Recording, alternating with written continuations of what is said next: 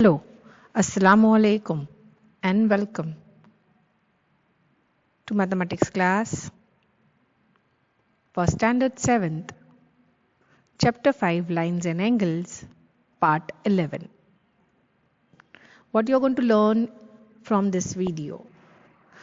In this video, I'm going to continue the explanation of exercise 5.2 remaining sums, which is number 5 and number 6. So let us begin with exercise 5.2, sum number 5. In the given figure, this is the figure. In the given figure, the arms of two angles are parallel. Now these angles arms are parallel.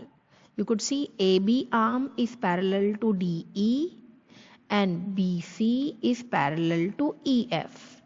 So if these parallel lines we consider, we will consider the transversal accordingly. Okay.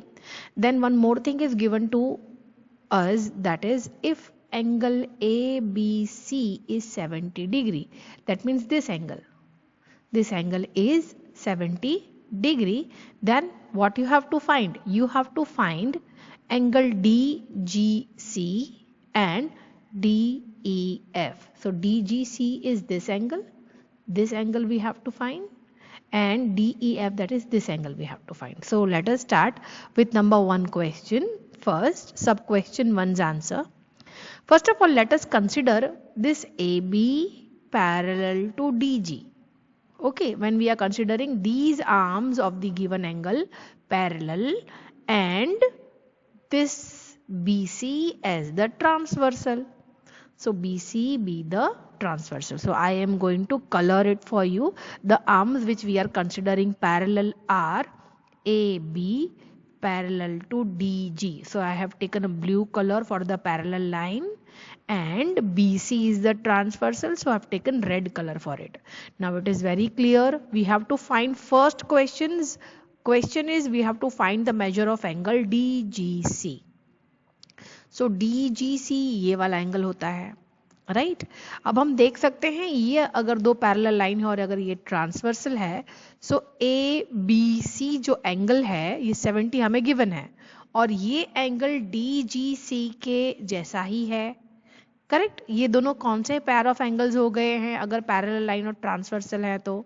Correct, ये दोनों हैं corresponding angles, right? So we have to mention here now angle ABC is equal to DGC.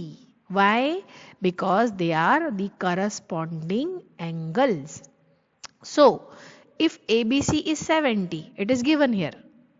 So DGC will also be obviously 70 degree. So this is the first question we have to find and we did it. Understood? Now let us go for question number 2. That is we have to find now DEF. So let us consider BC parallel EF and DE be the transversal. So let us color it once again.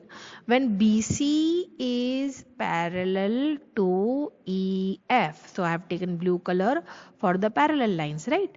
Now see, BC is parallel to EF, and now we are considering this DE as a transversal, so making red color for it. Now what we have to find in second question? We have to find second question DEF. Okay, so if DEF we have to find, so what we are going to do? See, we know DGC, हमें DGC मिल गया है, हमने question number 1 में DGC 70 find out कर लिया, right? सो देखिए DGC यानी ये वाला एंगल है ना, that is equal to DEF यानी ये वाला एंगल, क्योंकि दो पैरेलल और ट्रांसवर्सल के सेम साइड सिर्फ लाइन चेंज है.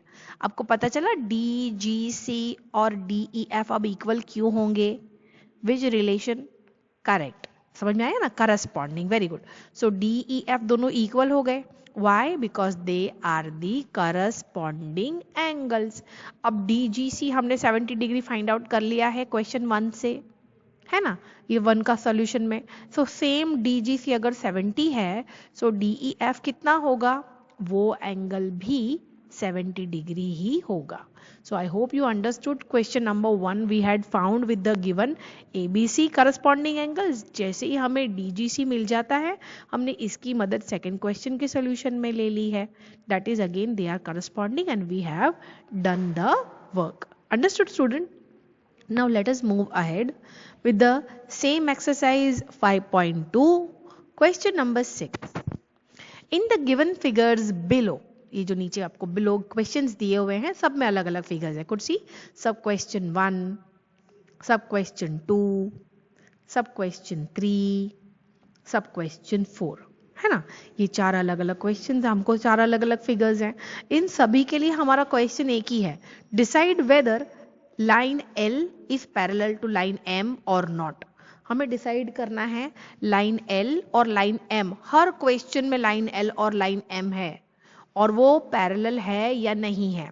और हर एक फिगर में एक ट्रांसवर्सल आपको दिया गया है N, करेक्ट। देखिए क्वेश्चन 1 में N is the transversal of L and M, उसी तरह हर फिगर में एक N ट्रांसवर्सल है। Could see like this, C.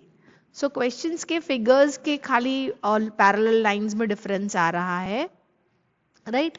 Line जो पैरेलल है वो L और M सभी फिगर्स के लिए हैं और N ट्रांसवर्सल भी सभी फिगर्स के लिए है। हमें इंडिविजुअली 1 by 1 ऑल क्वेश्चंस को सॉल्व करना होगा। So let us start with question 1's solution.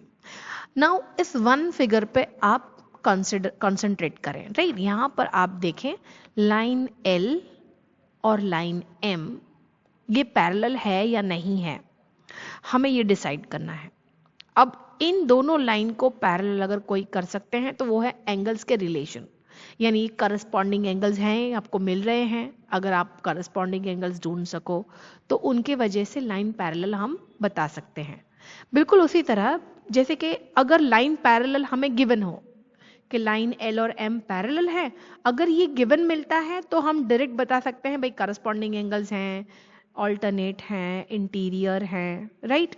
तो पैरेलल दिया हो तो हम करस्पॉन्डिंग, ऑल्टरनेट और इंटीरियर अपने आप ले सकते हैं। लेकिन अगर पैरेलल नहीं दिया हो तो हमें इन एंगल्स की मदद लेनी होगी ताकि हम पैरेलल को प्रूव कर सकें। इट इज कॉन्वर्स यानी ऑपोजिट, यानी लाइन पैरेलल है तो एंगल्स मिलेंगे और अगर एंगल्स हैं तो लाइन पैरेलल मिलेगी, ये कॉन्वर्स हुआ, ठीक है। तो इस सारे सम्स में हम कॉन्वर्स यूज कर रहे हैं, ऑपोजिट दैट इज।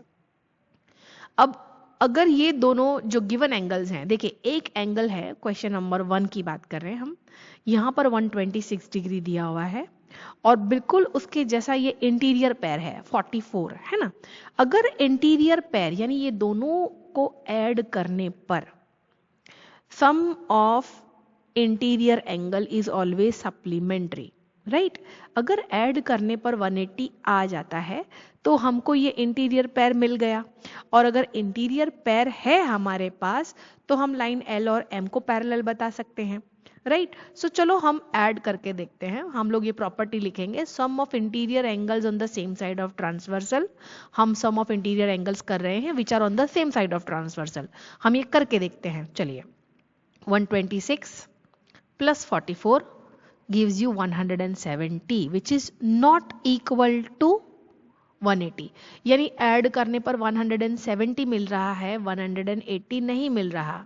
इसका मतलब ये दोनों एंगल्स जो हम सोच रहे थे कि इंटीरियर हैं वो एक्चुअली इंटीरियर पैर नहीं है, राइट। अगर ये दोनों इंटीरियर पैर नहीं है तो डेफिनेटली अगर इंटीरियर एंगल्स नहीं मिले हैं तो लाइन पैरेलल नहीं होती, ठीक है। So we can say L is therefore L is not parallel to line M। Understood student? So first one is done. Now let us move on to question number 2.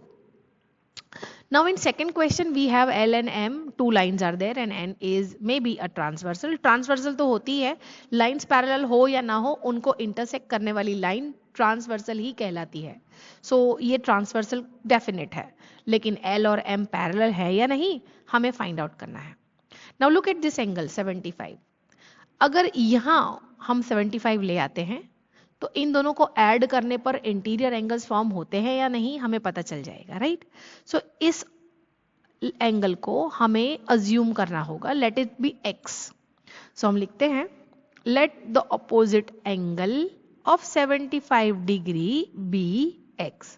सो ये 75 है और ये भी 75 है, हमें यहां नहीं जाना। We don't want to go out of the parallel, I mean out of these two lines, हमें इन आना है, राइट? तो हम इस 75 डिग्री एंगल का ऑपोजिट ये वाला एंगल हम इसे x सोचेंगे। So let us make it a colour, ठीक है? And that x is 75। Look at here this, ये एंगल क्या है? ये एंगल है x। और ये x क्या हुआ? अगर ऑपोजिट है 75 के तो वर्टिकली ऑपोजिट एंगल्स हमेशा इक्वल होते हैं, इसीलिए x is also equal to 75 degree. Now ये दोनों सेम साइड ऑफ ट्रांसवर्सल फिर से इंटीरियर हो गए। Again we have to write the property sum of interior angles on the same side of transversal, यानी ये x और 75। अब हम इन दोनों को ऐड करेंगे, तो जो हम ऐड करेंगे तो x plus 75 will must give 180। अगर इंटीरियर है तो 180 आंसर आएगा, अगर इंटीरियर नहीं है तो 180 आंसर नहीं आएगा। सो x की जो वैल्यू है वो हमने अभी अभी निकाली है कि वो 75 का ऑपोजिट है, इसलिए x की वैल्यू भी 75 होती है, because x is the vertically opposite angle. Understood? So हम इस x की जगह पे वैल्यू रखते हैं 75 plus this 75. This 75 and 75 will gives 150, which is again not equal to 180. ये तो 150 आ रहा है, 180 नहीं आ रहा। यानी ये दोनों जो एंगल हैं x और 75, ये दोनों इंटीरियर पेयर नहीं हैं। और अगर ये इंटीरियर पेयर ऑफ एंगल्स नहीं है तो लाइन L और लाइन M पैरेलल नहीं होती। इसीलिए अब हमारा कंक्लूडिंग स्टेटमेंट हम लिखेंगे therefore line L is not parallel to line M. Understood, student? Now let us go for 3 and 4. I'm explaining you. See, again आप क्या करिएगा, ये 57 है, हम लाइन L और M को भी पैरेलल प्रूव करना चाहते हैं, तो इंटीरियर सिमिलर काइंड है ये, जैसा मैंने अभी आपको 1 बताया, 2 बताया, सेम वे में 3rd और 4th भी है।